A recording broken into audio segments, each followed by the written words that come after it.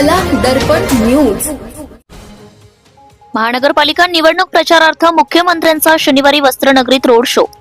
इचलकरंजी महानगरपालिकेच्या पहिल्या निवडणुकीतील महायुती उमेदवारांच्या प्रचार शुभारंभासाठी राज्याचे मुख्यमंत्री देवेंद्र फडणवीस हे वस्त्रनगरी इचलकरंजीत येणार आहेत। राज्यात सर्वप्रथम ते महानगरपालिका निवडणुकीच्या निमित्ताने इचलकरंजीत येत असून शनिवारी दिनांक 3 जानेवारी 2026 रोजी दुपारी मुख्य मार्गावर रोड शो होणार आहे, अशी माहिती आमदार राहुल आवाडे यांनी दिली आहे।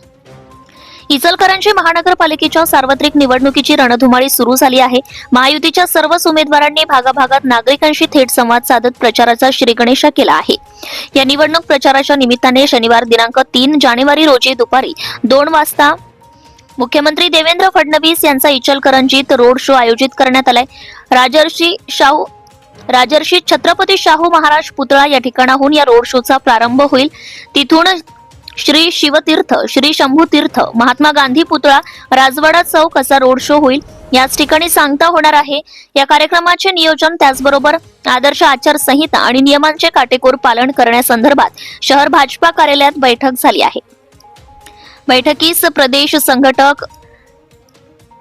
संघटन मंत्री मकरंद देशपांडे, प्रदेश उपाध्यक्ष सुरेश हाळवणकर, माजी मंत्री गणेश आवाडे, जिल्हाध्यक्ष राजवर्धन नाईक निंबाळकर, जिल्हा चिटणीस शेखर शहा, प्रकाश दत्तवाडे, तानाजी पोवार, इचलकरंजी पूर्व मंडल अध्यक्ष श्रीरंग खवरे, पश्चिम मंडल अध्यक्ष शशिकांत मोहिते, पूर्व मंडल महिला अध्यक्षा सौ सीमा कमते, पश्चिम मंडल अध्यक्षा सौ सपना भिसे, जिल्हा सरचिटणीस शहाजी भोसले, सौ अलका स्वामी, सौ रमा फाटक आदींसह सर्वच भागातील प्रभागातील उमेदवार उपस्थित होते।